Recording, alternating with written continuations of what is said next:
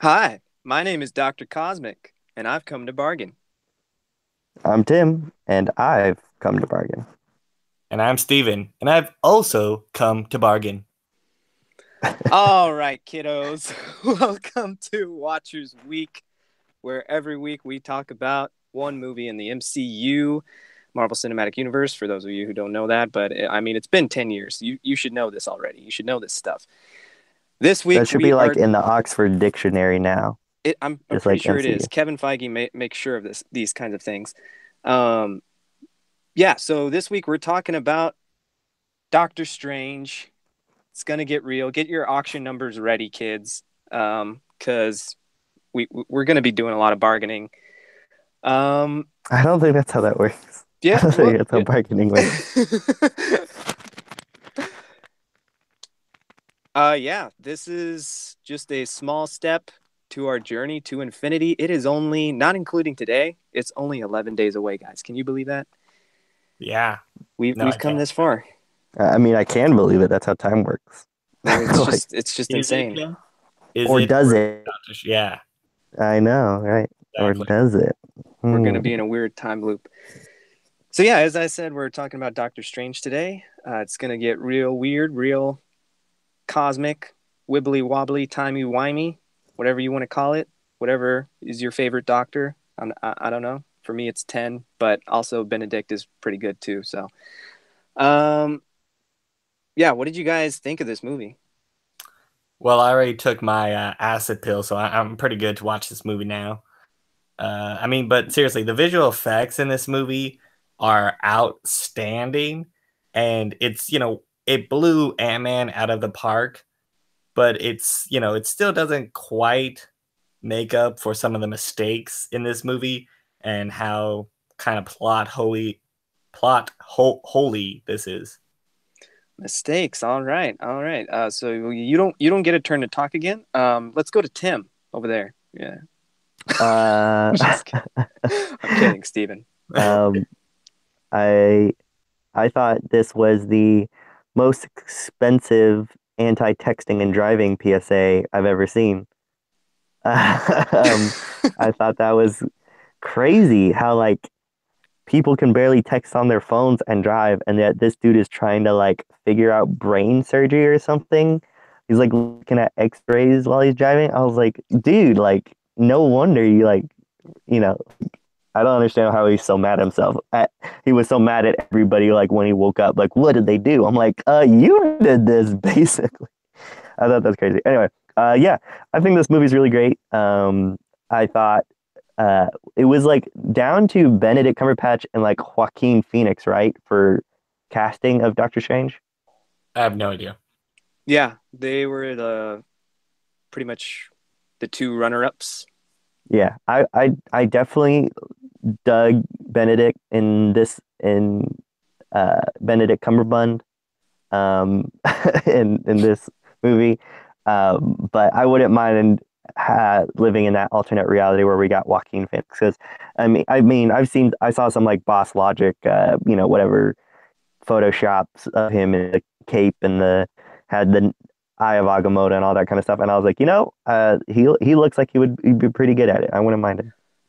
Well, yeah, and the hair. Like I know it was just fan art with Boss Logic, and so he's able to manipulate that. But had they have achieved the classic hair with Joaquin Phoenix, it was like he looked just like him straight out of the Yeah, comic books. But I am very pleased with Benedict as well. I think um, for some reason I always imagined Doctor Strange in my head, just the way he talks and everything, like his dialogue in my head, he's British for some reason. I don't know if I'm just like stereotyping or whatnot, but when they had cast Benedict Cumberbatch, I was like, oh, okay, yeah, he's Brit. He's totally gonna be British. And then he was American, which is fine. Like I'm cool with him being American, but it just kind of threw me for a loop. I was like, oh, whoa, this is interesting. What well, did you he's guys think? American. He's American in the comics, right? I think, but I mean, I don't know. Like you they you never just really say. He's just from New York. You can't just assume that. right, no doubt. Um, yeah, I think I hear a little bit of not, of something in him sometimes. His British leaking out whenever he talks in certain scenes of this movie. Um, my kind of only complaint about this movie is how similar they made Doctor Strange to Iron Man. And I know that's was like a lot of people who said that, um, you know, who watched this movie. But my thing was is that like, okay, so yeah, they have like the same kind of facial hair, which everyone pointed out. Um, but also in the sense of like we're introduced to Doctor Strange in kind of a very similar way we get introduced to Iron Man. I mean, both of them work with music and they like music. And also, uh, Doctor Strange is a jerk to everybody and he's, feels like he's a bit of a big shot and all that. And then he gets into a horrible accident and he starts reminiscing and regrets that and becomes a hero. There's a light emanating from his chest when he's his most powerful or something. I don't know. That's true. um, so yeah, I just felt that uh, it they kind of just did Doctor Strange a little bit too much like Iron Man, and I think they did that because it was kind of like the safe choice. I feel like they did a lot of safe decisions in this movie because they weren't sure how crazy they could take it. Yeah. Because when you start, tapping into the multiverse, like they could have gone way crazier, I think. Well, here's the Yeah. thing that I like to point out is that I have no idea, and probably still have no idea, anything about Doctor Strange from the comics, except the Eye of Agamotto he wears. I didn't even know the Cloak of Levitation was its own entity, and I'm pretty sure, I don't know if that's based on the comics or not, but I love it. It's my favorite No, character, the Cloak. it's not. They pulled in a Aladdin uh on it with the magic carpet. Well, I'm Well, so glad they actually, did. in Doctor Strange, the Oath, the cape is somewhat sentient. It's just not very charismatic, I guess you could say. It doesn't have much of a personality. It's just more listens. Yeah. Oh, okay. It doesn't And kill people on its own. right.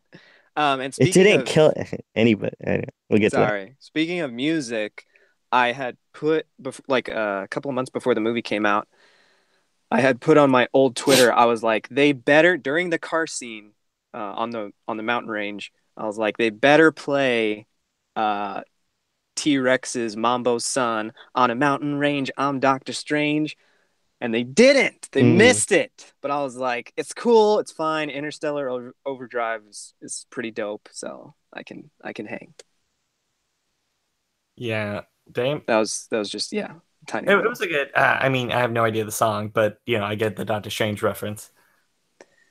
Um, what did you get? Because Steven mentioned that he didn't know a lot about the character, but obviously, one of the things that I think we all knew going into this movie was that Doctor Strange is a mystical character, so he uh, does utilize, like spoken word spells, at least in the comic books. What did you guys think of the movie's interpretation of, no spoken word spells? It's all just not only in the mind, but more of body movements. What did you think yeah, about that?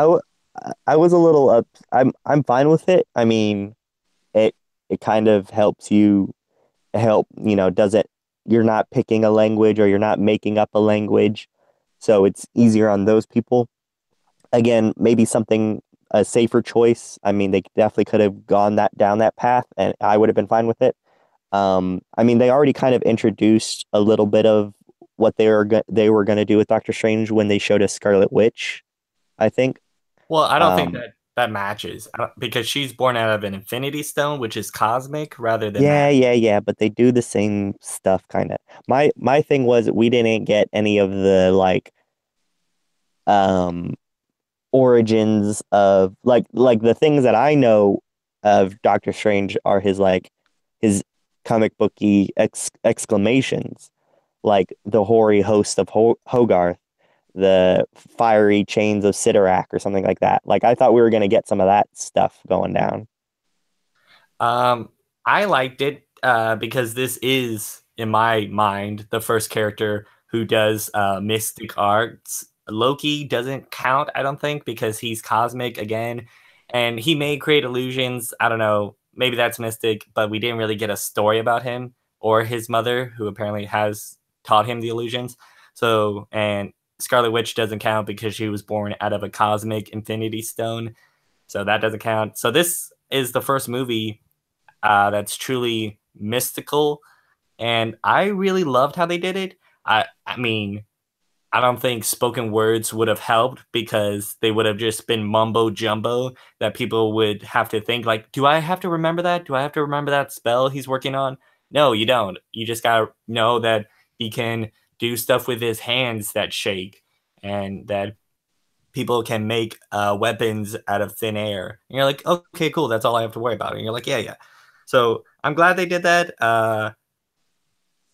I'm not so. I mean, it was pretty cool. The beginning fight scene with Caecilius. Caecilius and Tilda Swinton. Swinton. I thought there was an L in there. Yeah, the beginning fight scene with her. It took me a while to realize why she has her hood up while fighting, and it's because she has the mark of the dark dimension on her forehead, which we'll find out later in the movie.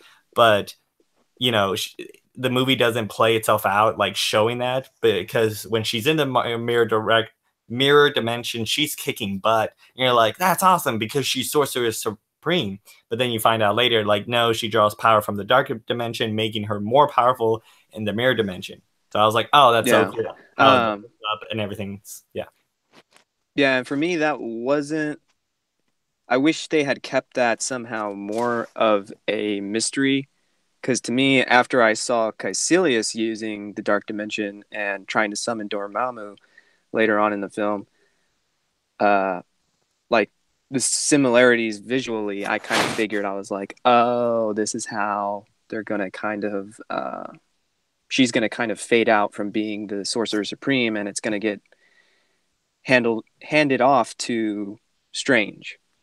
Which it probably shouldn't. I mean, this movie does not do a good job in trying to make Doctor Strange the hero of the movie and be like, yeah, everything should go his way and everything, he should be Sorcerer Supreme. He's that good. I'm like, no, he's not. He's not that great at all. I mean, well, he's kind of fills the position out of necessity because everyone's like dead. What about Wong? What about Benedict Wong? Huh? Send Benedict Cumberbatch. I don't get it. No, that's not a joke. That's his name. They're both named Benedict. Yeah. No, yeah, I know, but okay. That's a little. That was it? Okay. No, and also I'm literally talking about Wong. He was there. Like he's been there. I think he was. I don't know. I don't want to say he's the master of the Hong Kong Sanctorum, but he was there. You know, he did a good job well, no, he didn't do a good job. No, he didn't. Well, just because he didn't steal an Infinity Stone that Doctor Strange already stole. I don't know. I'm just saying. Yeah. Everybody. To me, I think he was so loyal to the Ancient One that he couldn't see himself taking on the mantle of Sorcerer Supreme or something like that. You know, or something like that. I was gonna say a bunch of people, professed that they were impressed by Doctor Strange's, affinity towards the mystic arts, how he's progressed so fast and so much. And that's right. What I kind of wish we got to see more. We got, okay, he can make a whippy thing out of the hands. He can make like shields. He can make the astral projection, and he can not fly, but the cape makes him fly and stuff like that. And the time thing makes him do the time stuff. It was just like, well, I think he should be able to do a lot more, but they kind of just like passively did that when, Exactly. The movie tries to explain that the Doctor Strange is the bee's knees by saying that he mastered magic kung fu in a matter of months through photographic memory, but you can't make. Go ahead. Well, I was gonna say I really liked that they did that because I mean, as soon he was like, "Teach me astral projecting," and that showed like he could cram because his physical body was resting while he was still learning, and then he would wake up having learned all that, and then he can spend his day rested because his physical body was rest. I was like, dude, that was awesome scene. Just that But you, small snippet. yeah, but you can't make me believe that he can defend the New York Sanctum from three bad guys when the master of said sanctum could not. You just can't make me believe that. Well, because he didn't Well, know what he was going up against. I mean, he already had faced Mads Mikkelsen before. Did also he? too, are you talking about the master of the sanctum, or are you talking about the ancient one? The He's talking master of about the sanctum. the New York Sanctum guy that was there before. Oh, okay, yeah. Yeah, those guys were pretty incompetent. I don't think they were incompetent, but like I get at first like they were like, oh, he's dumb, so let's just play with him. But then like once you kind of like found out like, oh, okay, he's kind of getting good or he's like tricking us, he's taking advantage of our taking advantage of him, I should say. And I mean, that's when you should immediately like the movie should end with a glass shard through Doctor Strange and just like 10 of them and them start like kicking the body. Like I don't get how he was like, no, I defeated three of them. And you're like, oh, okay, and the main bad guy. And you're like, yeah, and the main bad guy. And you're like, no way, I can't. I can't. The movie cannot make me believe that no matter how hard they try. I mean, yeah, like it's you got to just it's all based on plot. Like it's not a big deal. I mean, the training montage lasts for like what 10 15 minutes, and I think Less that's than like a no, like 10 15 minutes.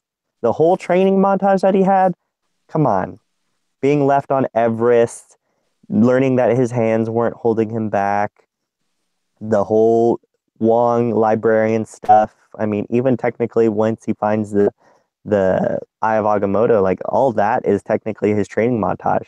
And Yeah. that's totally enough time for me to believe that he's now on level with the greats. Yeah. One of the things that got me, I don't know if it was the same for y'all, but one of the things that I was kind of perturbed by, but then in retrospect, I can see how it can counter some of the complaints that there are with him learning either too little or too quickly. Um, is that the first time seeing this movie, I was kind of taken back that he could only make like these uh, these whips. like whips and stuff, and he couldn't do really anything else. But I think that added to him. He learned something and he was really good at it, but he hasn't learned everything. Yeah, see, like that was kind of my thing was that he was able to improvise with what little he knew. But I was really hoping that they were gonna make the thing he kept using, those things like significant. Like when he was like, "Oh, you'll get an item when you're ready" and stuff like that. When Mordo had the staff of the Living Tribunal, I was like, okay, so he like instead he's gonna like conjure up a cool weapon, and like those were gonna be considered the MCU version of like the fiery chains of Sidorak or something like that, and like that's what he was gonna use, and it was like, nope, that's just whatever, and I was just like, oh, okay. Yeah. My thing is that I've been so let down with characters like Green Lantern, where they're just like, "Oh, fisty punch, punchy punch," and I'm like, "Why are you just making like you have the most powerful thing in the universe, Yeah, but and they this is all you can limit it. do?" Yeah, Hmm. but with Doctor Strange, like again, it just kind of makes sense because like what you just said, he's able to improvise with so little, but he's really good at it.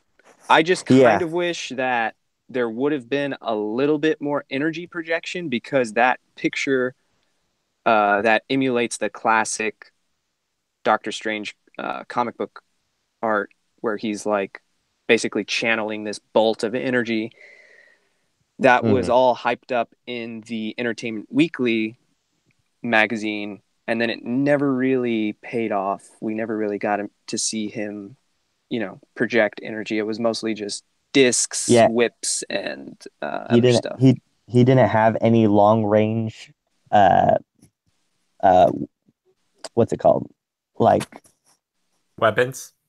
yeah, Attacks. I didn't want, yeah, attack. And I think that's because they wanted the action to be like impressive. Yeah. Like Tilda Swinton's stunt double or her herself, I don't know if she does her own stunts. I mean, they use like CGI fans for her to do like her kind of stuff, and then all the what's it, Dormammu followers or Caecilius followers, they used like those staff thingies, Yeah. like or spears or whatever you want to call them. So I think that's what it was. I think they wanted it to be like visually pleasing and not just a bunch of like just laser gun blasts or whatever.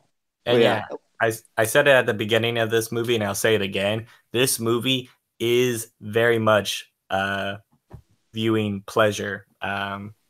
It's a great movie. It's Inception. Visually pleasing. I'm saying. What? Nothing. Okay, yeah, it's Inception 2. It's fantastic. The beginning of the movie, though, is not that great. I was gonna say, what did you think of the Stephen Strange world that we were shown? You mean the beginning of the movie? Like Well, his yeah, life I mean, before he was. yeah, like Christine and the jerk doctor guy, Yeah, and yeah, I love the look of it. I like the attitude of it. I just don't like some of the mistakes that were made. Like the part where they were doing surgery on the gunshot wound, which at the beginning of the movie where Christine goes to him for help and says like he's doing it wrong, he's gonna kill him. You got to do it, right?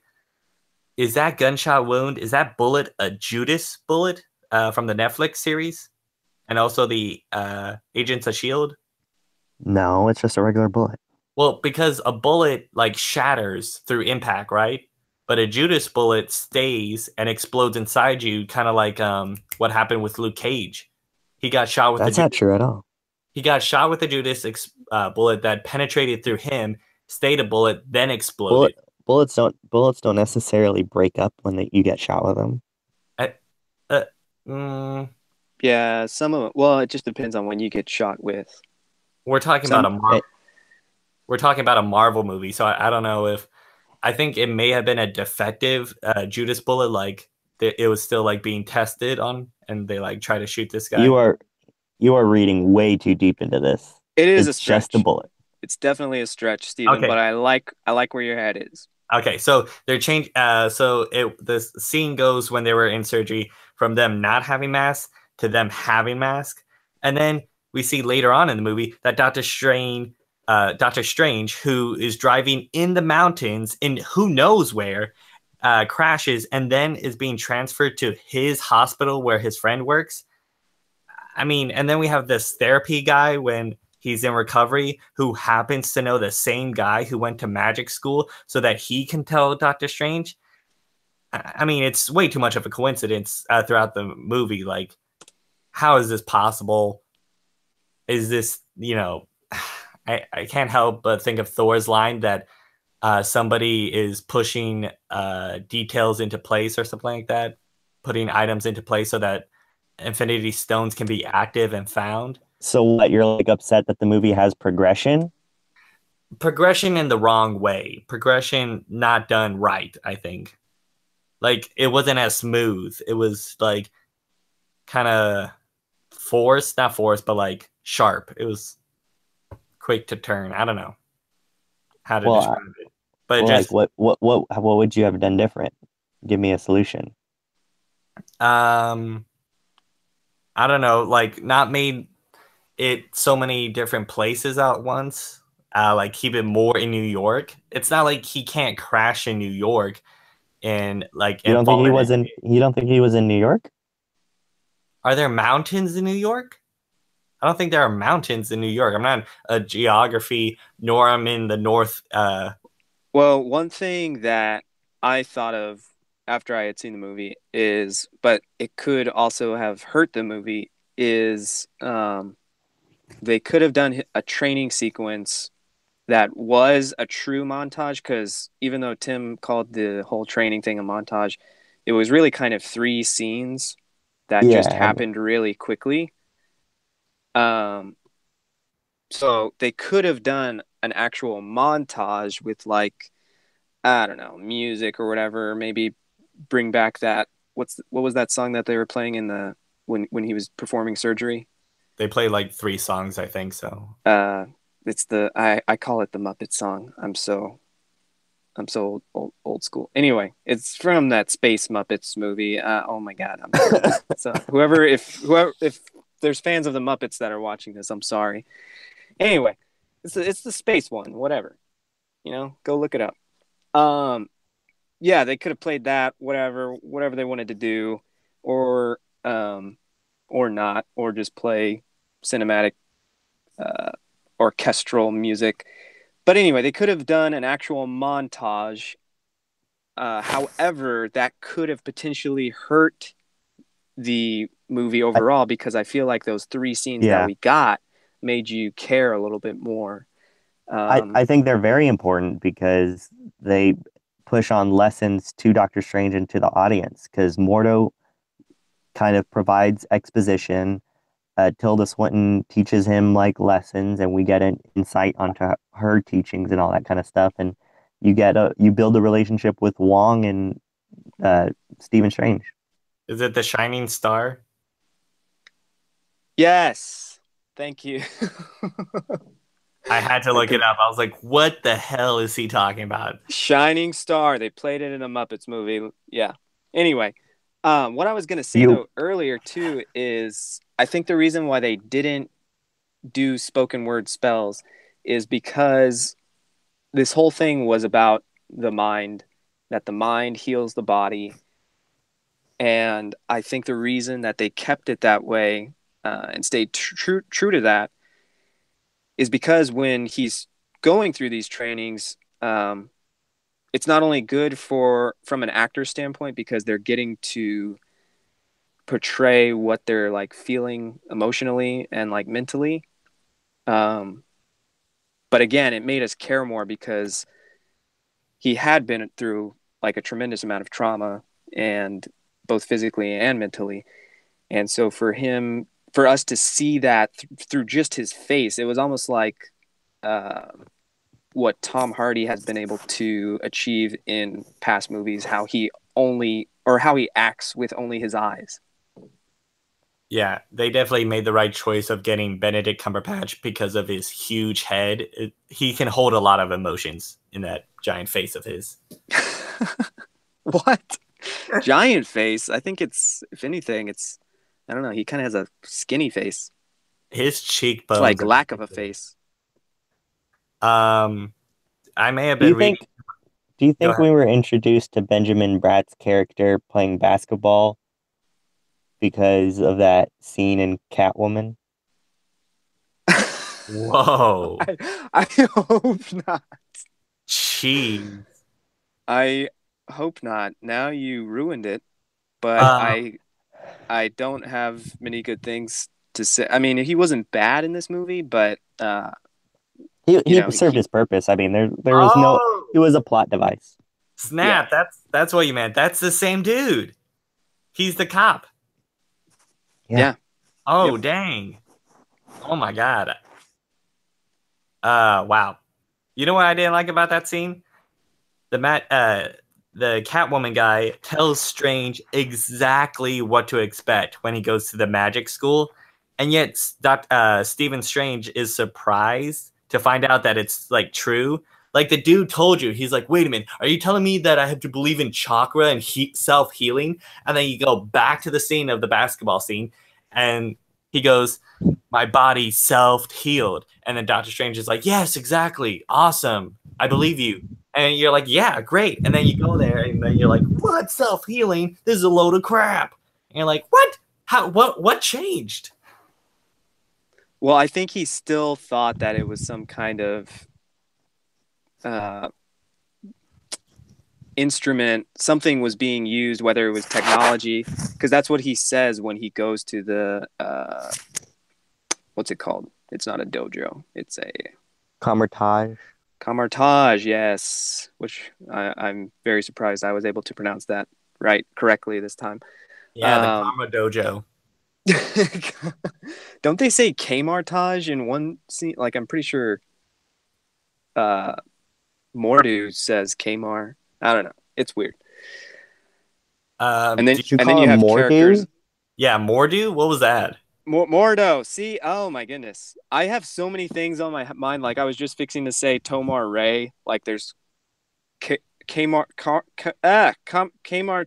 Kamartage, and then there's Tomar Ray. There's so many weird character names that I get all scrambled up up there in my brain hole. I have no idea how to spell or say Mordo's actor's name. It's like, Chiwetel Ejiofor. How can I say that, but I can't say anything else? yeah. Do you think at the beginning of the movie where Doctor Strange is doing brain surgery at his car in the middle of the mountains that we get to see Carl Danvers' medical case? I don't think that's her. If anything, they say it's a person with schizophrenia, I believe. Right. If anything, that sounds to me like Sentry. Well, wait, I thought they said a woman though. So is they're making Did they? Sentry a female, or because of his long hair they mistook Sentry for a female? Well, I that'd don't know be what I'm saying. hilarious. That'd be hilarious if it was that. But I didn't know they said it was a woman. They said it was a woman in her like 50s, I think it was, who has. No, Oh, then I it don't think they can't said. be Carol Danvers, right? Well, no, if they're doing a movie about her in like 1998, right? Yeah, but there's probably going to be like time travel, right? Oh, or comatose. Yeah, probably. Or some kind of space explanation that she's, traveling at a certain speed, distance from the Earth that she never aged. Oh, that'd be cool. I, Also, there was I want to another. watch Interstellar too. Can we? Can we review Interstellar on here? Well, I was gonna say there was one more medical case that Don't let me leave, Murph. I was just fixing to say that. I'm your I'm coming goat. back. It's me, your ghost dad. But not really a ghost. This is way off topic, but I will never forget somebody splicing him, Matthew McConaughey crying to the Oh, yeah, Force Awakens trailer. Yeah, everything. Yeah, Matthew McConaughey cries at blank. Matthew McConaughey cries at blank. He's a great actor. I wish we would have gotten him for Doctor Strange. That would be crazy. Get out of here, Oh, no. Because when they finally do, they're going to do spoken word spells eventually. They're just building it up, just like they're building up his energy projections and what he's capable of doing, which I hope he utilizes actual long distance attacks in Infinity War, but that's to be seen, or yet to be seen. But once they get around to doing spoken word spells, I can't imagine Matthew McConaughey being all right. Ruby rings of Ragador. What are we talking about? You just said you wanted Matthew McConaughey as Doctor Strange, and I'm saying no. Please not. Can we have a villain? Have him as a villain of Doctor Strange? Who would he be? I don't know. But he was a great. I haven't seen Dark I Tower. was gonna say, isn't he like a generic Doctor Strange villain in Dark Tower? Yeah. I was gonna say don't just have that character, kind of. no. That Don't movie watch was that a movie flop. ever. Yeah. Yeah. I was gonna say, look how well that turned out. Anyways, I was talking about a medical case that people may have thought was War Machine, and then they're like, "Wait a minute, the timeline doesn't add up if that's Civil War, right?" They said a general who needs a back surgery or something like that is paralyzed from the waist down. Yeah. Right. I always thought that was Rhodey. Yeah, it is War Machine. No, it's not, because I figured out. Someone helped me out on internet. I'm sorry I forgot your name, but it's the Hammer Tech prototype Iron Man suit in Iron Man 2 when Iron Man hacked into it in the UN Council meeting, and then he threw up the images on the TV. And there was one guy who was testing it, and they're like, "All right, how does it feel? Like, give it a walk." And then his waist snapped back 180, and then he fell down with his arms. Why do you think it's that guy? It's that dude. Well, how do you know? Because that's the timeline works on that. How so? Because before Civil War. Is Yeah, it? to me there is Iron a Man 2 was giant before Civil War, Tim. there is a Does giant Doctor Strange happen before Civil War? well, that's what I was fixing to say. To me, in Doctor Strange, there is kind of a giant unspoken uh, time jump because He we have spends that all whole his time. Yeah. well, not only that, but even with the scenes with Caecilius working on the spell trying to summon Dormammu, like we only got 2 scenes of that and people were complaining like, why is it taking them this long to perform, this spell or whatever? And to me, that Whatever happened actually to summoning a demon the quick way? Just draw a yeah, pentagram. but to me that didn't happen like even though it was cut a certain way, to me that happened at a later time, like towards the end of the movie, and everything else was happening in the past, and then it just took a while for everything to catch up and culminate in the third final act. I don't know, that's the way I see it. That's probably the wrong way, Wrong. I don't know. Probably. Yeah, Yeah. yeah. There is no way to think that this dude is some rando from Iron Man 2. That's Dude, ridiculous. it totally is. It I don't think totally so. I is think that guy not. It's died. I just think has. that No, yeah, that because Hammer Tech said, I have you know that pilot survived. He but said, he like walks on shoes made of BS. So like his shoes are covered in BS and his I was dancing gonna. shoes are I was gonna covered. say, what would be the point of them going to the whole thing of that and be like, remember that guy that didn't have a name or a face It's in continuity. Iron Man 2? Merges together. It's Of like course, it's if you throw pointless an Iron Man reference in there, continuity. you're gonna love it. well, It was already an Iron Man reference with War Machine. Well, here's the that's just thing that will probably put it to rest. I believe, if I remember correctly, somebody can fact check this in the comments. Let me know. But I believe that uh, I don't know if it was Kevin Feige. It might have been the director of Doctor Strange had said that this movie sort of takes place over the span of 6 months, or Yeah, yeah, I think 6 months because it took time for his hands to heal, which yeah. again goes back to my point about there is an unspoken time lapse. And that made everybody freak out because they were like, why is it taking so long to raise Dormammu or whatever? But again, it's just weird time decisions that they had to also make. also I think Mordo said that it took months for Doctor Strange to learn mystic art. So you got months of healing, months of training, and then finally you get some. Yeah. So I think accumulatively, it probably took a year tops, and that wouldn't put it at the time during Iron Man 2. I think they just didn't talk about the time spent. Like it showed a little bit of the fact where with his facial hair, how like he couldn't shave because of his hand, so therefore he didn't, and he was growing out like a beard.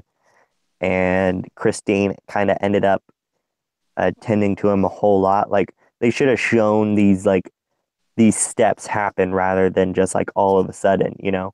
Right. Even Tilda Swinton's character mentions, "Oh, you've had all these kind of operations done on your hands." I mean, those don't happen like day after day. I mean, you need times to prep for surgery, then you need the surgery, and you need time to heal to see if it works, and all that kind of stuff. So yeah, Exactly.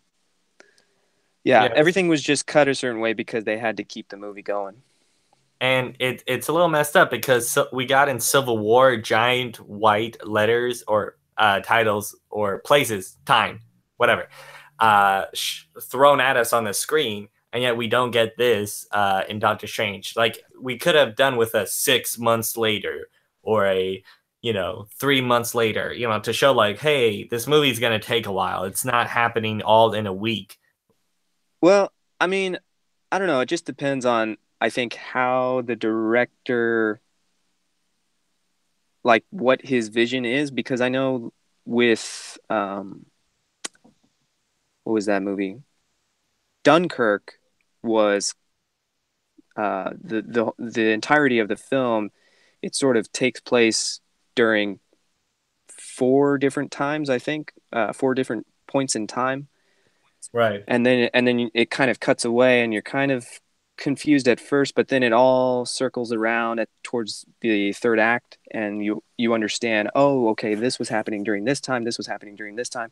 And so sometimes it just depends on the way a movie is structured. You can sometimes figure it out, and the director doesn't have to spoon feed you like, 6 months later type of thing. I was gonna say I wouldn't mind if they made the whole opening the dark dimension thing like on a timetable, like when the planets align or something like that. Like I think this movie would have benefited from when this ominous constellation shows up or something. Yeah, like if they did it like a timetable, so that way they could kind of keep that would be able to show the time passing, as if that's why they didn't do it right away. Also, why how long, like I don't know, maybe they should have put something on they had a deadline. Well, that would have been, I think, too cliche. We've seen that so many times in these mystic, dark movies. Like, what you just said, all the stars or all the planets. We've seen it too many times. It would have been a cliche that would have, I think, hurt the movie more than benefited it.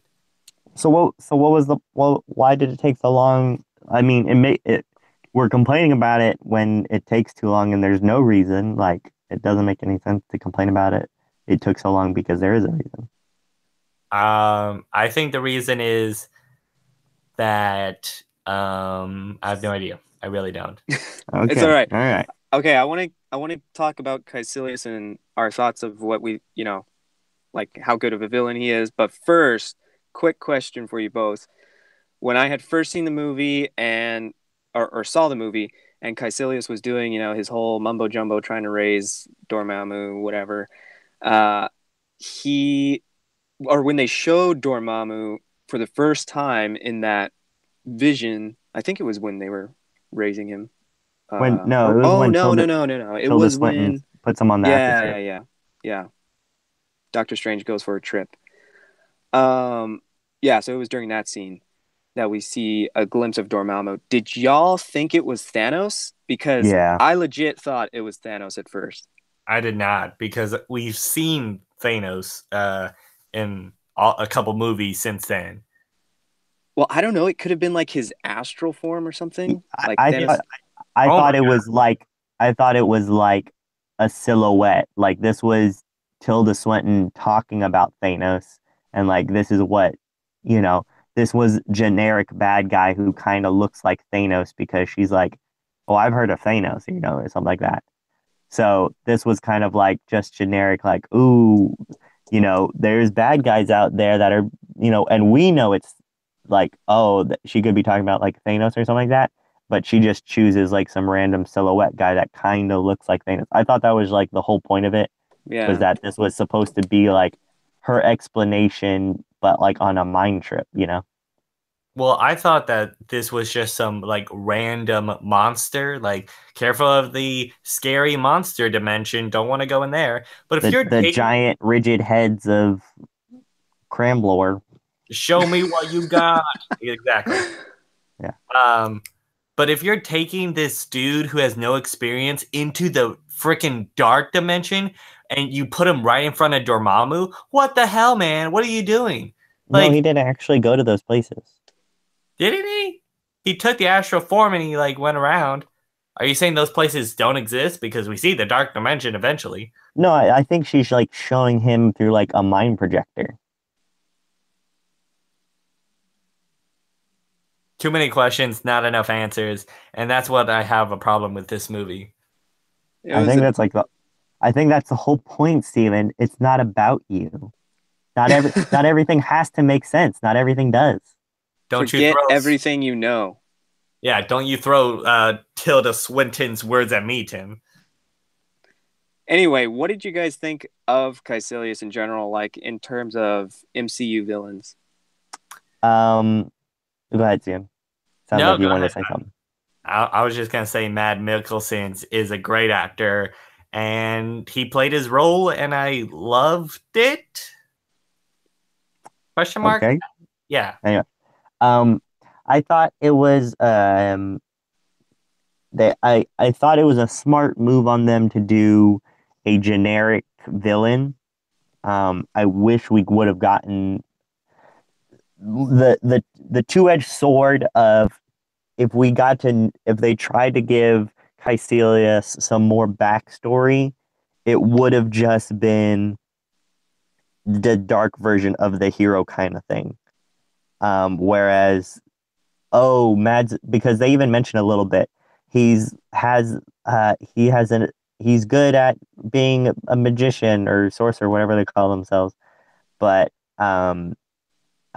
he's also has these like kind of bad personality traits, just like Caecilius. And Tilda Swinton says like, I don't want another Caecilius or something like that.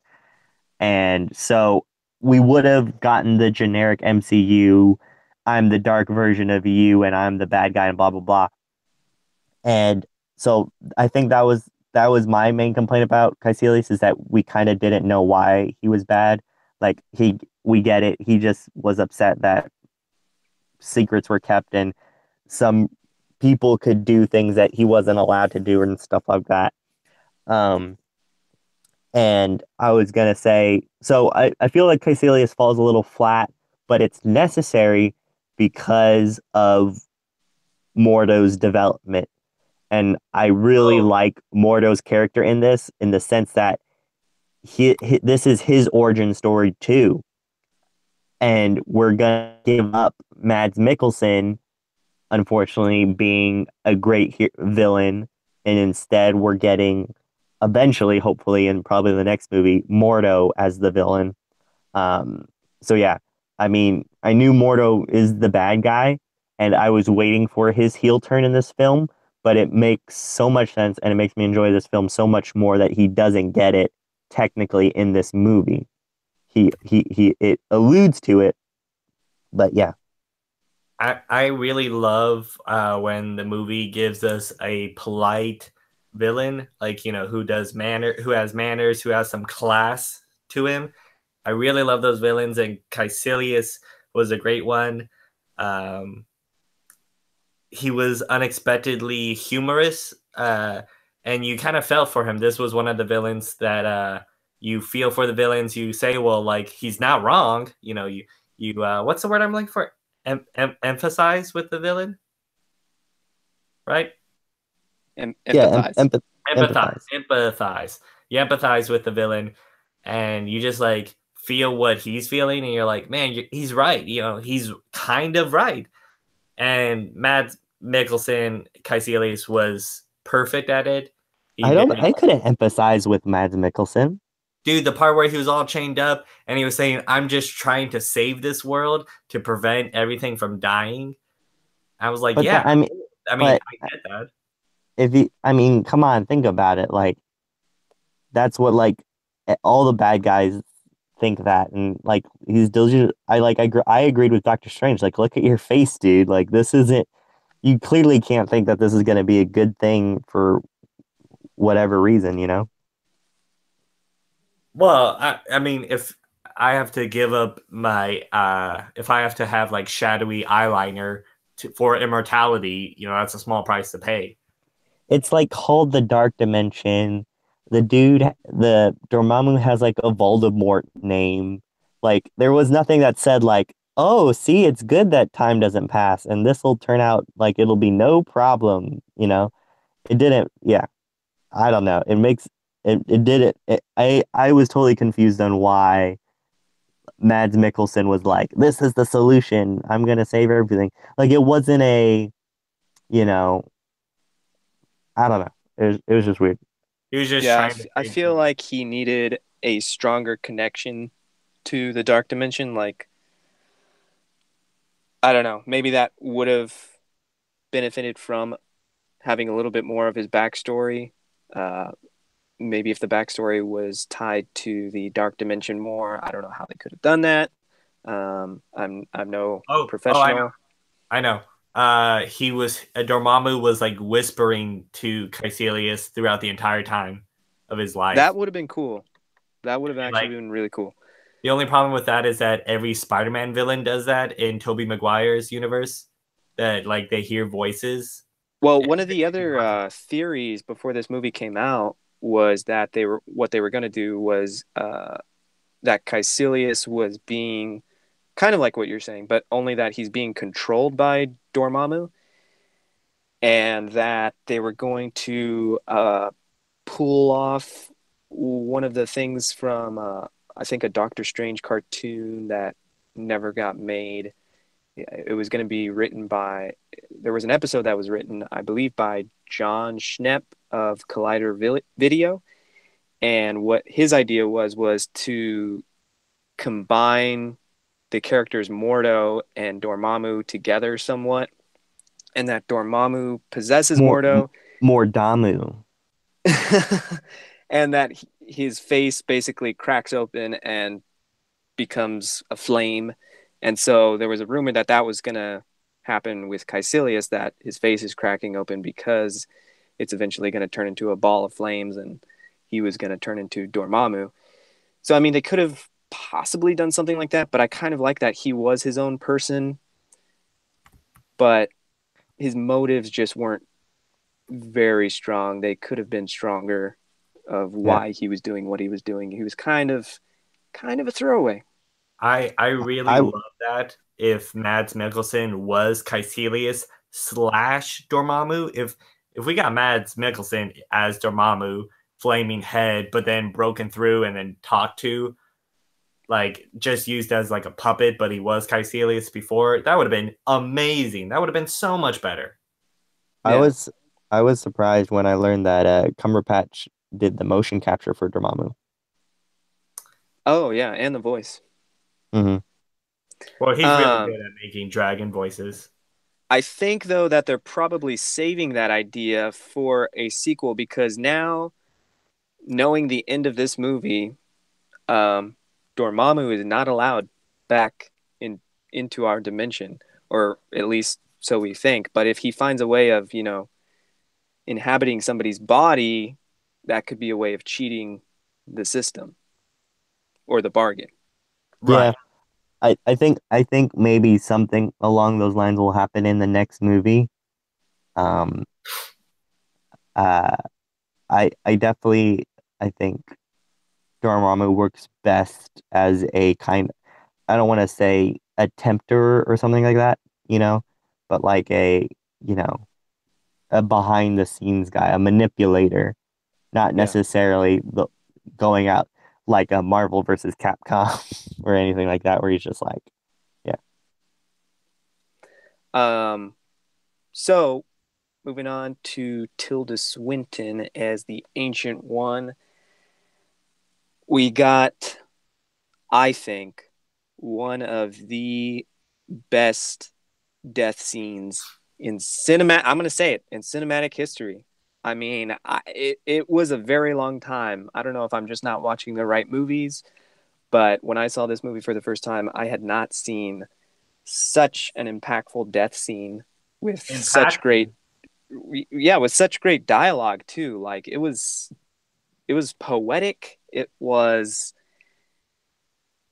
just amazing. Yeah, I would say it's impactful when she fell like 50 stories from a building. That was a great scene. I agree with you. Best one in cinematic history. Right, glass breaking, body slamming down. I wasn't talking about that part too much. You weren't? Okay. I was talking more so about her astral form, her in her astral form, and then basically disappearing, vanishing, fading. That pep talk she gives Doctor Strange was a little weird, I thought. She was just like... Pep talk?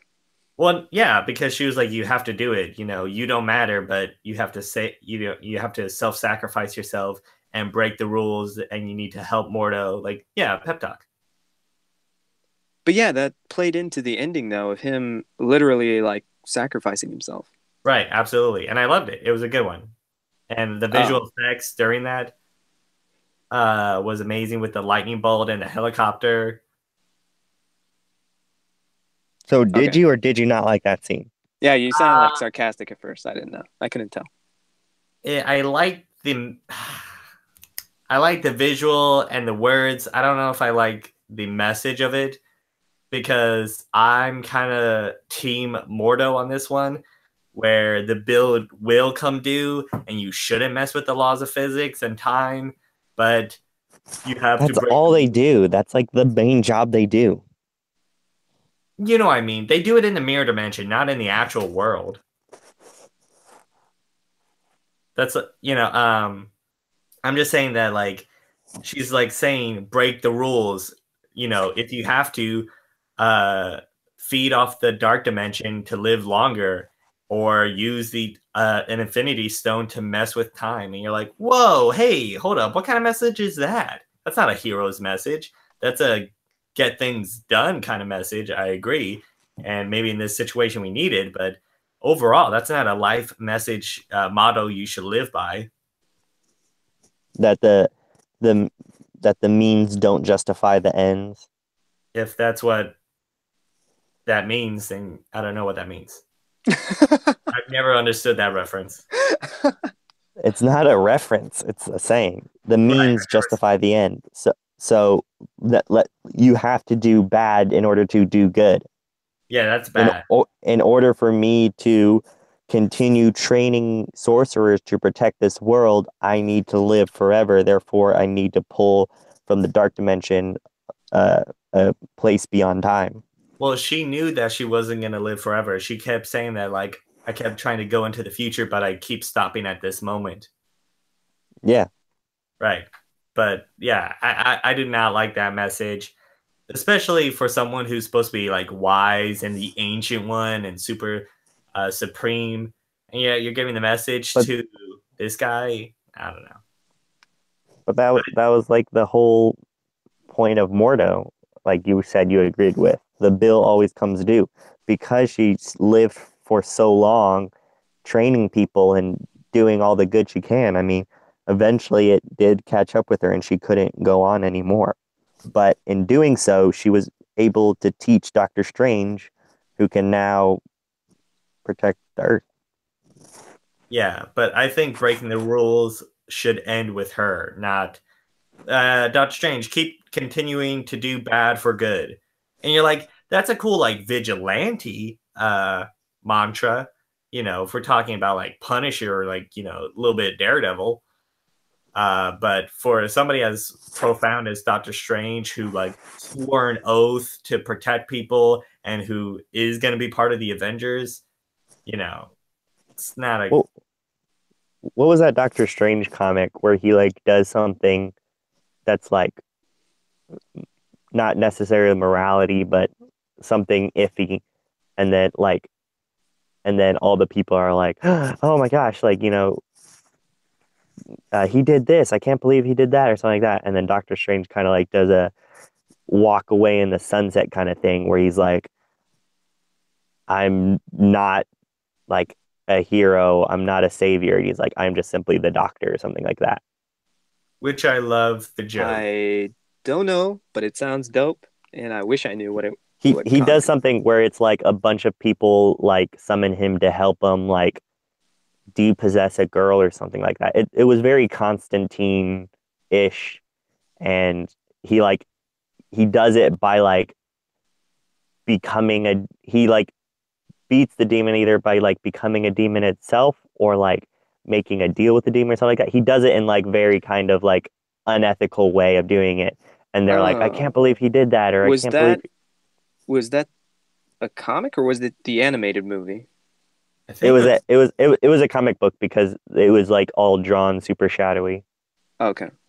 I think I remember what you're talking about. Yeah, he definitely took like some dark. I don't want to say dark dimension, but he definitely took like an evil dimension and used that. And they're like, "What the crap was that, man?" And he's like, "What? I did it, didn't I?" I think he like You're absorbed welcome. him or something like that. Yeah, it was something Oh, weird. Uh, absorbed him. Yes, that's it. Anyway, what's your point? That he has to break the rules sometimes? Yeah, yeah, exactly. He gets the job done, and they're like, I can't believe he did that. And then he's all like, Hey, she's fine now, or something like that. Like that's not the point. Yeah. I'm not a hero. I'm not a savior. I'm not like a holy, warrior. He's not like a paladin or anything like that. He's like, I'm the doctor. I fix things. I I just cure them, and I do it in the way that works.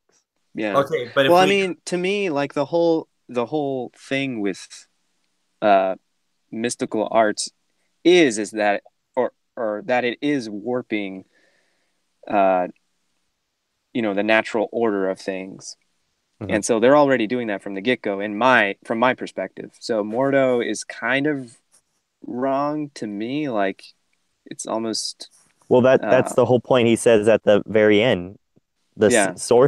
too many sorcerers, and that he's not killing the people. The people in themselves aren't the problem. It's the fact that they can do those things. So I like how it alluded to him stealing their powers from him. Yeah. um But I mean that I'm saying that, the mystical arts in general is the problem. So I mean he himself is being kind of hypocritical by still using those powers, unless his intention is to steal those powers and then Off kill himself. himself. Yeah, yeah, I think that might be what it comes down to. That's kind of crazy. That would be crazy.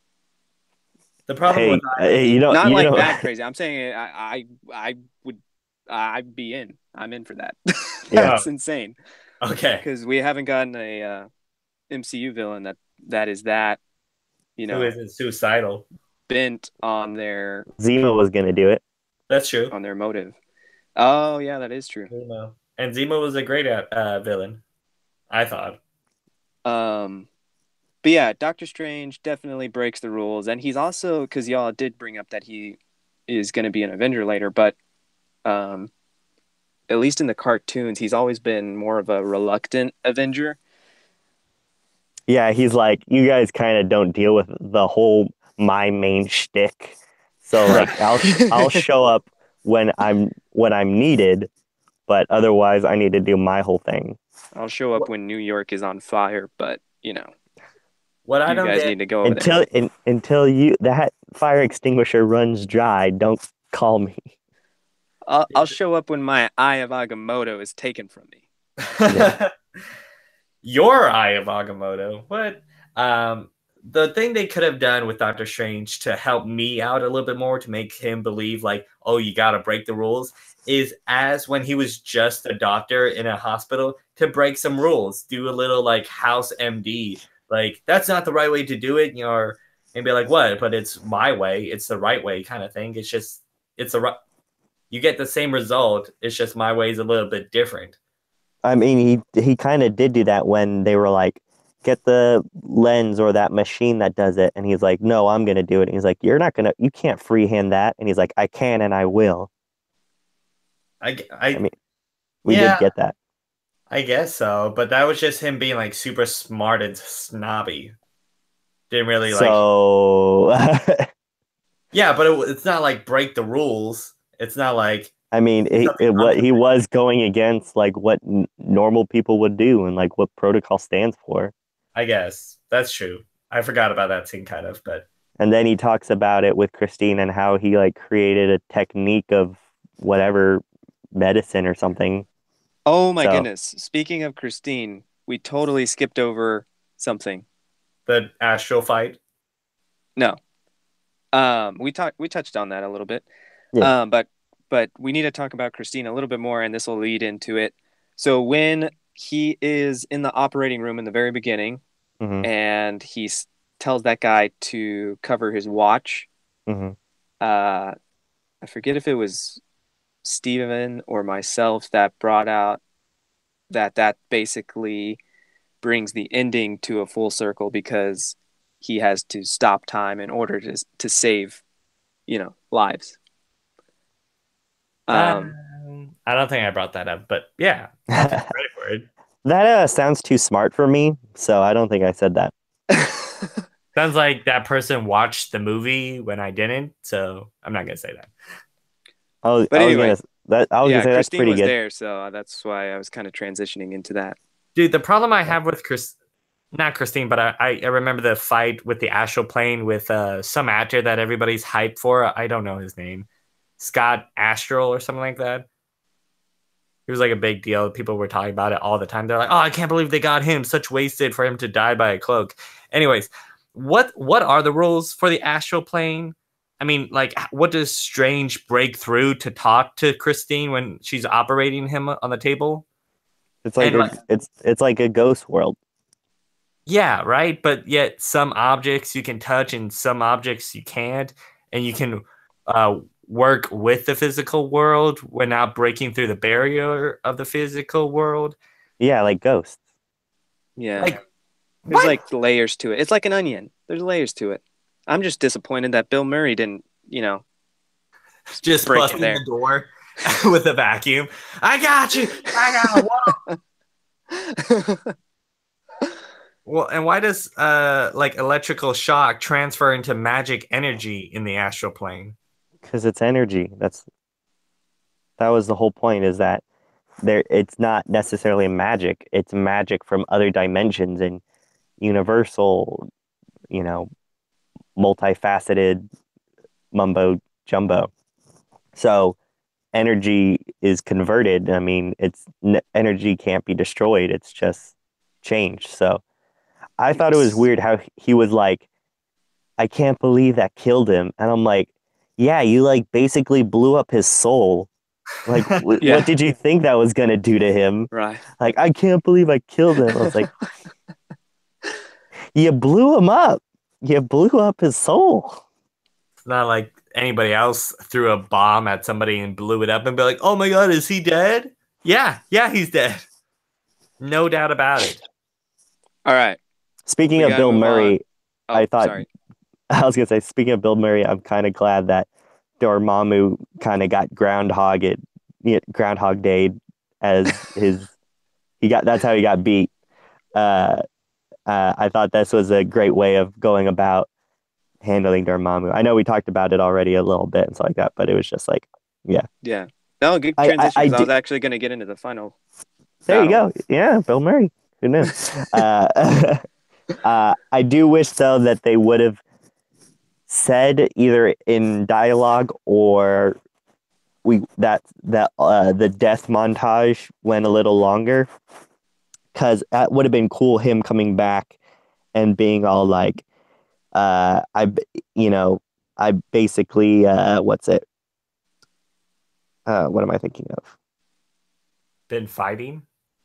Yeah, like that went on for centuries or something like that, or decades, or something along those lines. Like that would have been like such a baller thing to do, like, because I think Dormammu, it seems like Dormammu too quickly gives up. Like, oh no, I have to keep smashing this guy for forever. I'm like, you can't you break the loop by not killing him? I guess. I don't know. I don't think he could break the loop at all, because it's not something within his domain or realm or dimension, whatever you want to call it, to control. Like, he's outside of time, so time is like this weird thing that he can't. I don't know if he can, like, touch it, if it's like a physical thing to him, if he can even like sense it. He seemed like really thrown off by it. So. Well, yeah, I get it, but I just felt like he gave it up too quick and like, yeah, sure, I'll kill you a couple more times. I don't mind this. Well, they could. Oh, sorry. Go ahead. I was gonna say that I think to Tim's point is that, like, what if he just doesn't kill him? I think Doctor Strange would have ended the loop himself. It would have break this seal or whatever, and like started again if he didn't kill him. Like, he would have restarted it himself rather than if he didn't die. I think, though, another thing that could have not fixed it, because for me, the third act is nearly perfect. Like, no film is perfect, but it's pretty spectacular what they were able to do with, like, the rewinding time and fighting and all that. The build up to Dormammu. You know what would be a good one is if that was like another opportunity for Doctor Strange to be like training. Is if like eventually he like died so many times from Dormammu, like he was able to like counter a lot of those things. Well, they showed that a little bit. Yeah, he tried. But what I was going to say is he could have just, I think what could have fixed your problem with it is he could have just outright said, we've been doing this for centuries or whatever. Right. One That could have line been dialogue. something that, yeah, that could have been something that was What's a added in century? Is that a dialogue. long time? I don't understand time. That's Is true. that a Yeah. long time? Wait, That would can have I been. say that? Is that an acceptable phrase? Long time? Okay. What about Doctor Strange saying and you leave my world or something like that. And he's like, what do you want? When Dormammu was like, what do you want? He said like, only took you a century to ask or something like that. That would be good. Yeah. Ooh, okay, I fixed it. um, but yeah, Shoot. Dormammu in general, like his look was spectacular. It was Oh, pretty amazing. Like I I can thought it was totally see okay. that. I thought it was What? okay. I wish we would have gotten Fiery Head. yeah, my I mean, niece can make a better face out of Play-Doh than that thing. it was just so I don't know. It was because movies do stuff different all the time from comics, so I wasn't No, yeah. expecting the fire, but I just wish we would have gotten something other than another bumpy purple guy.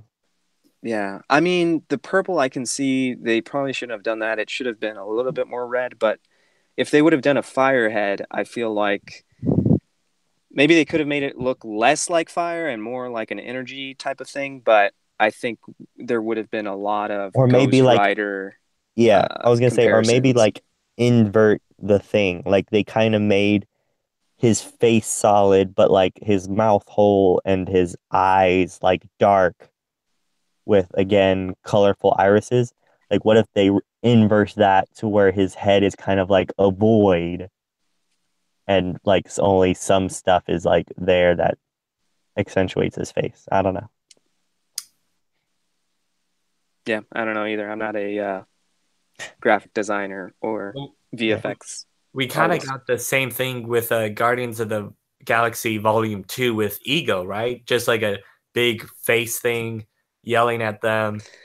But he Well, turned back. we'll get to that later because I have some problems with ego. But giant brain man, yeah, that needs to go back with the first Hulk movie and octopus friends, I was Which I gonna say, did jellyfish friends.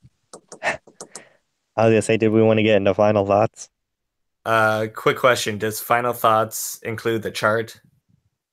It does. Okay, I'm just gonna bring the chart up then. I forgot. All right. Does that mean I go? Yeah, if you want to, I think that'd be good. Okay. You know what I found great about this movie? That it was humorous. It was more funny. Uh, No. Hold up. I wrote it down. Some of the jokes. Mr. Doctor. That's freaking hilarious. It's that was pretty good. Yeah. How about the part where Wand was laughing at the end of the movie when Doctor Strange did that one-liner of like, the warnings come after the spell, and then Wong laughs. I'm like, I laughed with him. That was hilarious. The only joke that may have fallen flat with me was the part where I forgot her name already. Christine, doctor was in the supply closet, and then all of a sudden the mop fell and scared her. That idea was funny, but that mop was standing straight up. It wasn't leaning at all. It wasn't like close to falling. Nothing would have made that mop fall. That thing was bolted to the ground. And then you're like, okay, this mop falls. And you're like, no. I can't do that movie. I can't believe that. I can believe that wizards exist in this world. I cannot believe that a mop standing straight up can fall down to the floor just like that. But other than that, that was the only joke that fell flat. So the movie was very funny compared to. For me, the joke that fell flat was the Wong name uh, antics. Was there any? Like Eminem, uh, Beyonce. Adele, Beyonce. Come on, you must have heard of Beyonce. Try me, Beyonce. And then he ends up listening to Beyonce. Like that. That was like, yeah, I get it. I don't People with think one name thing. I don't think that was like I guess that was a joke. Yeah, that's true. I just thought that was a joke for a different audience other than me. I think what's it? Is it Superbad with McLovin? Yeah, Yeah, McLovin was super bad. they did it better with that one. What's Okay. your name? McLovin? What are you, Seal? You know, I thought that one was like, okay, we did that before. So hearing it in this version was kind of like, oh, I've heard this joke before, kind of thing. Okay, it's my But final thoughts. I mean, the people who saw Superbad and Doctor Strange, I'm sure that's a bit. The overlap is, you know, Okay, it's my final thoughts though, so I'm talking. Yeah, we got to give it to Steve. okay. But so the movie was Go ahead, hilarious. Steven. What are your final thoughts? I just the movie was hilarious. I think as I funny. can't wait to hear his final thoughts. I think it was as funny as Guardians of the Galaxy, and that was the funniest MCU movie since then. So it's probably Guardians, then Doctor Strange as the most funny movie ever. Really? Not Ant-Man? Ant-Man was pretty good, but it only had like one character in it that was really funny. Like I think everybody got a little bit of humor in this movie. It was spread around like Civil War. Anyways, stop interrupting me, guys. Seriously, what the heck? Made it through like 15 episodes, and all of a sudden now you're like breaking the sequence. Oh, I'm sorry. I'm sorry. We have interrupted a lot. Yeah. So, like I said, I had some major problems with the movie about like just the way it was set up at the beginning, just the follow through throughout. But I totally agree with Dr. Cosmic that the final act was close to perfection, even though the bad guy was basically a glob of Play-Doh talking. It kind of left me a little bit sort of like Black Panther did, where I wanted to learn more about these mystical arts in school, but it left me also with like two surviving wizards. So it didn't really like follow through with that. You're like, wow, this world's amazing. I want to learn everything about it. I want to learn how. And then the only like everybody dies, and the only surviving members are Doctor Strange and Wong at the end. And Mortal turned evil, so you don't really get that. But it didn't fail to cause me like pleasure in seeing the world being built around him. Plus the outfits. Oh my god, the outfits were on point. Every time Doctor Strange walked past the tree, and he had a like different outfit on, I felt like a video game. Be like, oh, I want that outfit. Oh, can I unlock that? Well, how much money do I have to pay for the DLC? You know? Yeah. I completely loved it. Okay. But that does not stop it from my review of turning it into a 4 out of 6. Ooh, four? 4. Same thing I gave Iron Man, and it's basically Iron Man. Oh man. Same thing as Captain America: First Avenger, and I really like that movie. All right. What about did Tim gave his final thoughts, right? Nope, I've been talking this whole time. Tim, what do you think? And then I'll go last. Okay. Doctor Strange it proved itself to be a very competent movie that I was deeply immersed in, even to the point where kind of it just really gets out there towards the end.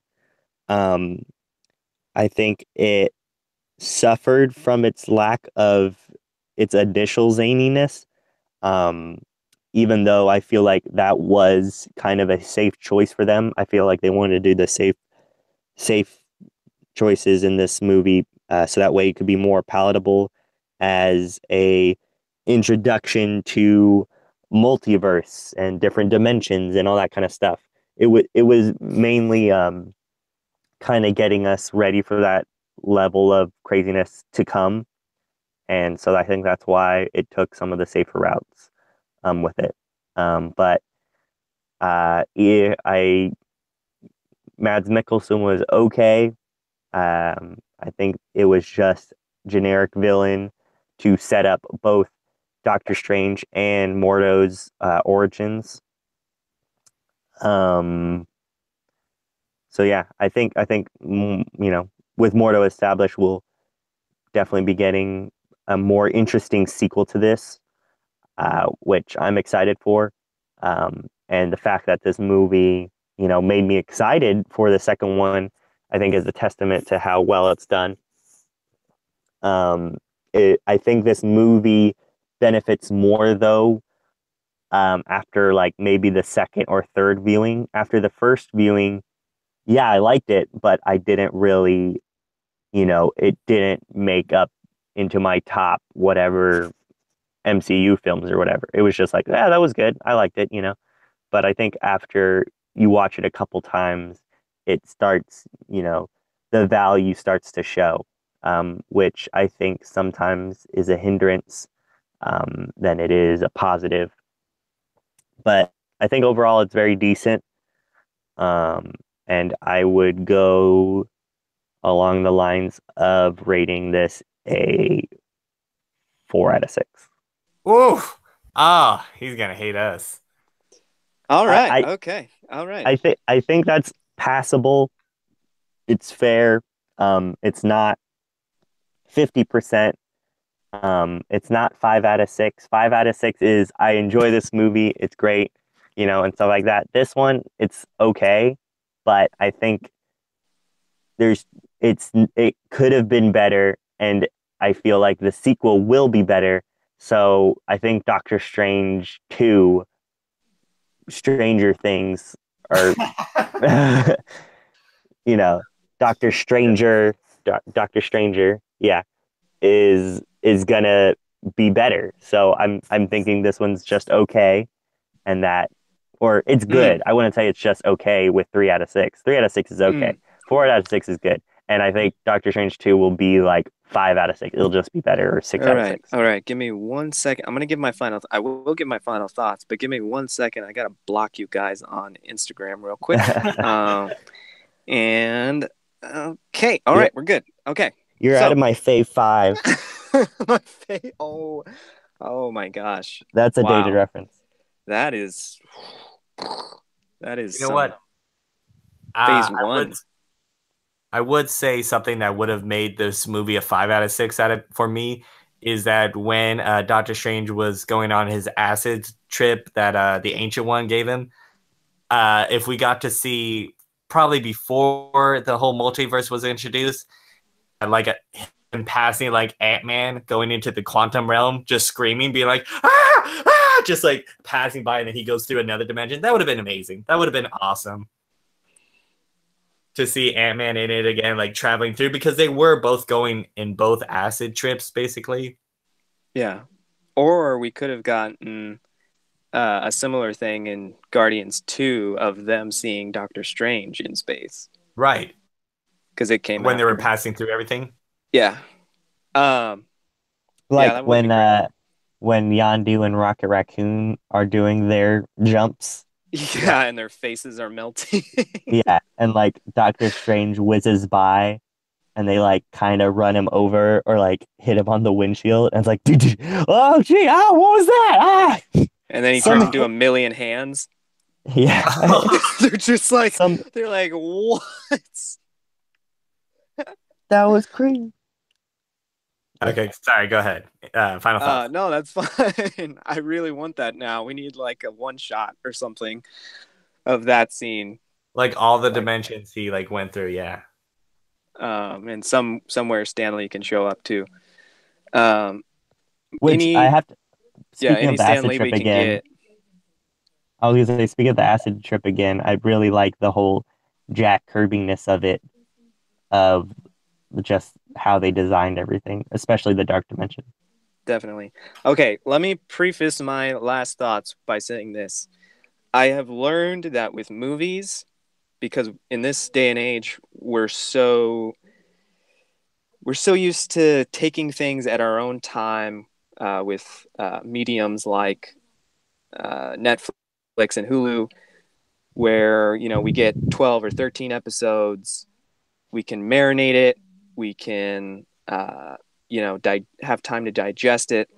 So I've learned that with movies work a lot faster, but we have to find moments. We have to find these moments in it that are impactful, that resonate with us. And for me, Doctor Strange it hits, like when those moments come, they strike a chord with me, and it's the right chord. It has the death scene that I talked about previously, but also speaking of the whole Doctor Strange space trip scene, example of what I'm talking about is when he's flying by, zooming through all those different, or zooming through space practically, and then he stops, and then she says, the Ancient One is narrating, and she says, "Who are you, Mr. Strange," or whatever. "Who are you in this vast multiverse?" I'm like, that's a movie for me, Like, it zips by really fast. Sometimes scenes are cut way too short, but it's these moments that we find in them that really shine and, are able to resonate with us. So, yeah. So, I mean, it has all these really cool elements. I really like the jokes, even the Beyonce one. I will admit, when he was listening to Beyonce, it kind of was like too much like what Tim was saying, but with Stephen Strange comparing his name to Adele or whatever, I laughed at that. I have to admit, I giggled at it. But yeah, everything really hits for me. So I was going to give this movie, well, and also the final act. I mean, you can't beat that. I think I've rewatched that final act every time this movie is on, or I watch it on Netflix. I always skip to the death scene, and then I skip to the final act because those are like the two best parts. Anyway, I was going to give this movie a 5 out of 6, but I rated Thor 6 out of 6, and bias is going to overturn the scales for me. So I'm going to have to give this movie 6 out of 6 Infinity Stones. I'm putting on the gauntlet. Or as Doctor Strange said in The Oath, the gloves are off. And yeah. And the gauntlet is on. Yep. And I think it's like what you said, Tim, like this movie, it does have a lot to improve on, but once they do improve on those things, like, then it's going to be like a million times better. Like, I can't wait for the sequel. I can't wait to see Doctor Strange in Infinity War. A lot to look forward to. I think this is like the first time in our reviews and ratings that this is such a difference of opinions. I think because all I'm seeing is like one difference, two difference, or someone met in the middle. This is a huge difference of ratings between us three. I mean, Tim and I are the same, but Cosmic is way up there. And of course, I mean, like, look at his icon. Actually, don't look at that. Cover that up real quick. All right. Didn't they also say in this movie that this movie? I heard some rumors that they said that Doctor Strange was going to err on the side of horror, right? Yeah, I think so. Yeah, they had said that, but they could be saving it for either the sequel or the sequel to the sequel. Okay. I'm thinking the latter, only because I think the second movie is going to be Mordo, and then the third will be Dormammu again. I got to put a stop to this. I got to put a stop to this, guys. There is no sequel coming out. Like, what? I mean, we have so many. There has to be. What are you talking about already that we know? What are you talking about? We have so many movies out since like 2025, and none of those movies are the Doctor Strange sequel. Yes, they are. Are they? Yeah, they definitely have to. What movies are they then, Steven? If you know these movies, they're the Captain Marvel, the Ant-Man and the Wasp. One. Yeah, I know what he's talking about. The second and the third one. But Marvel always there has to be room left for other movies. And I think I read I saw in an interview that Doctor Strange says, "I don't know when the sequel or if a sequel is happening for me." I think that's what Cumberbatch said. I'm not too sure if it was a fake one or not, but the fact that nothing's confirmed yet, I'm thinking it's going to be quite a while until we get the next one. Maybe 3 to 4 years. 3 to 4? I don't know. I think 2 max. Okay, I could be wrong. 2 or 3. We can settle the bet off screen, off the podcast. Oh no, we're settling it right now. I'm just kidding. All right. No, yeah, I think. What do we got in terms of negative zones? Okay, yeah, let's good idea. Let's go there. We're there going we there? can. All right, we're going.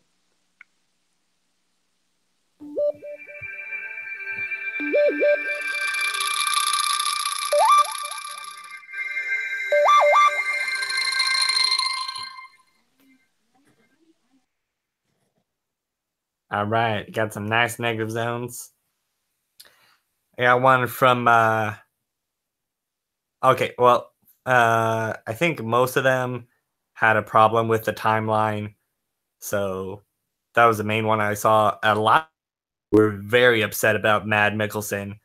They just love that guy to death, and they think he was wasted on it. That was most of them, the timeline and Mad Mikkelsen. But from Papa Lazarou, maybe November 17th, 2016, gave it a 3 out of 10. So not that bad, but called it Emperor's New Clothes. Despite the visual similarities in it to Inception, Doctor Strange in 3D looks incredible. In places, it's breathtaking. Without a doubt, that this is the closest thing to tripping you can experience in cinema. However, all this eye candy fails to hide the fact that underneath it all, it's a terrible, terrible by-the-numbers film.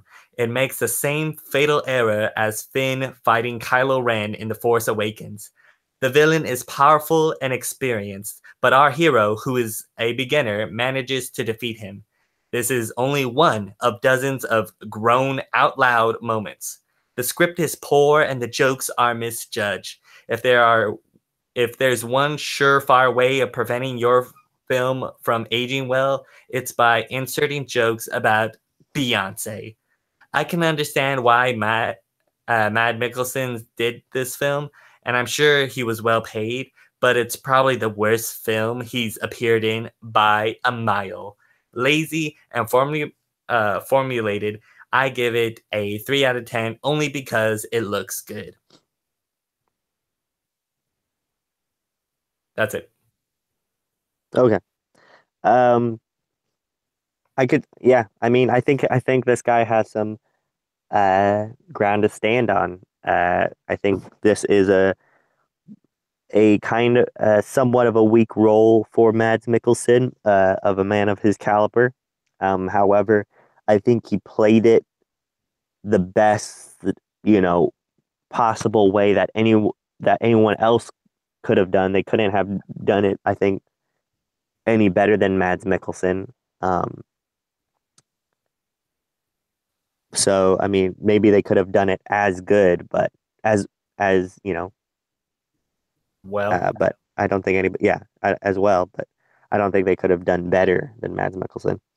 At the same time, I do understand the whole Beyonce joke. Like I said, I didn't enjoy it that much, but I mean, when is Beyonce never going to be relevant? Come on, guys. She's the freaking queen bee. You telling me that if 50 years from now, children aren't going to read about her in the history books? Get real. Yeah. I mean, that's totally happening. Blue. Blue? Sorry. What? What was that? Sorry, I don't know. It's late. Blue? Yeah. All right. Never mind. You don't get it. It's okay. It's cool. It's fine. Is that a Beyonce reference? Steven, just don't. You're right. digging a hole. This guy. Okay, he's whatevs, I guess. But all opinions are valid. I did have a lot of friends that had the same opinion. They were like, "Yeah, it was all right. It looked cool. It was like or not Interstellar. Well, yeah, they said Interstellar too, but also Inception.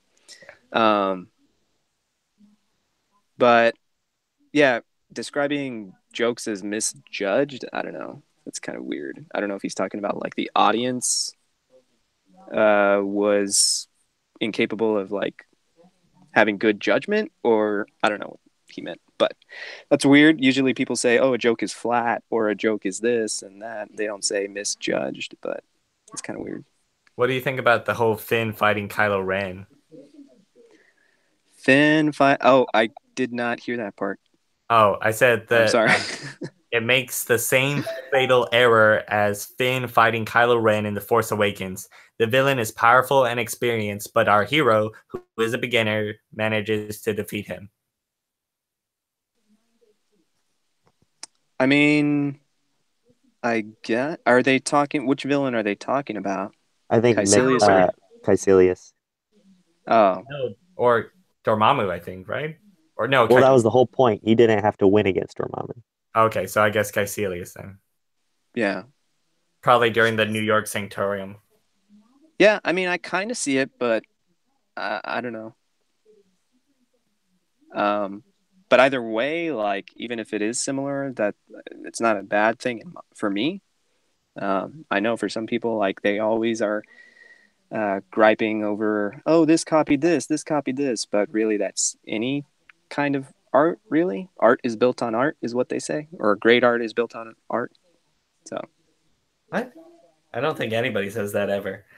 yeah, that's like what everybody says that. No, but I'm serious. That's like a saying amongst artists. They're like, great art is built on great art. So because wait, everybody copies everybody. right? I believe that. But you didn't have a problem with Finn fighting Kylo Ren after he only like touched a lightsaber once? I mean, he's a stormtrooper. They have a lot of weapons that they train with. But a Staffs. lightsaber? I don't know. I'm pretty sure if you're good with a staff, you should be pretty good with a lightsaber. A staff is actually like, to me, you would need more skill with a staff than you would with a sword. I mean, that was like my biggest problem with The Force Awakens, that it undermined its villain by having like two children fight him and him lose. Yeah, I mean, I guess.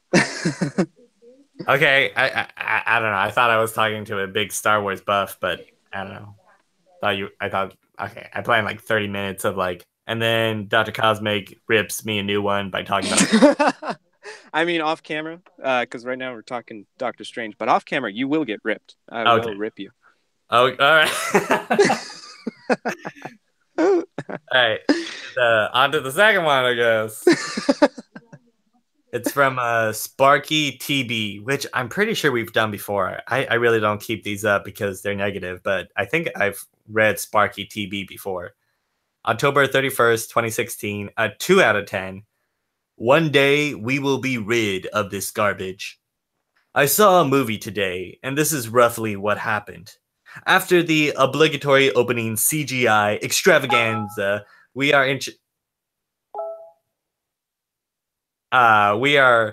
introduced to a younger and far less interesting version of Dr. House from House MD, who crashes his sports car because he's distracted by his smartphone.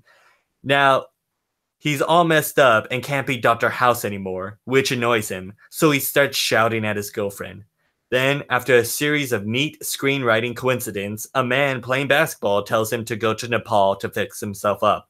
So he does a David Carradine from Kung Fu, but not as well, and meets two British Thessalonians, one in a ball cap, on the set of Pinewood Studios, one of whom rescues him from muggers in a creepy alley like in, well, everything you've ever seen, but not as well. Then, for the next 80 minutes, it's a rinse and repeat of endless fight sequence like The Matrix, but not as good, with CGI like Inception, but not as good, or standing around in rubble making speeches full of words and names we don't understand nor care about, and scientifically calculated sprinkle of lame humor, including jokes about Wi-Fi and Beyonce. Somewhere in the middle, there's a scene where he's not very good in training, then has a shave and brushes his hair and is suddenly amazing. Another fight or two. There's some more chat about villains and the dark side, but not as good as Star Wars. I don't remember why anybody's true motivation was for anything emotional or otherwise. All this is then covered in a thick brown gravy of forgettable score that tells us exactly how to feel.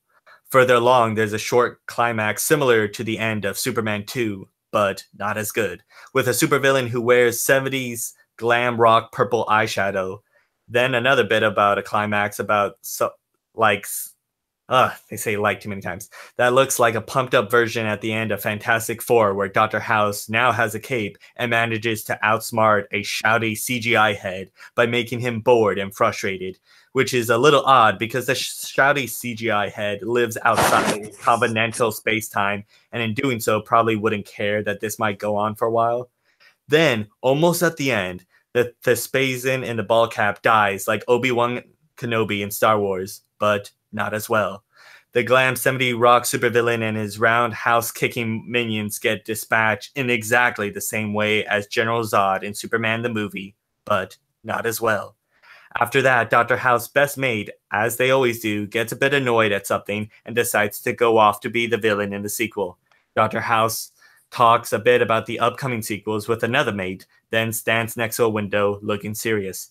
At the end, there's a caption on screen telling us there's going to be a sequel. And that's it. That's the episode of average. I am really impressed. Seriously, I am really impressed by the movie's atrocious script. It was basically Iron Man just turned sorcerer. All right. I definitely have a problem with what he said about the score, because the scene that he was talking about where Doctor Strange is, looking out the window or whatever, and the piano is all that's playing. To me, that was a less is more type of moment. Like, I feel like the piano being very minimal in the background definitely added oomph. And I get what he said. He said, like, oh, it makes us feel what we need to. But I think when a movie can make you feel what you need to, but then go above and beyond, like, to me, that was such a Hans Zimmer-esque moment. Yeah, I can see that. Yeah, I don't remember anything about the score. Like most Marvel movies, isn't really music tied to it, except Wonder Woman. Wonder Woman has a score attached to her, and maybe T'Challa has one. Well, I think in retrospect, it kind of works that there's not really scores that you remember, because now all we have in our heads is the Avengers score.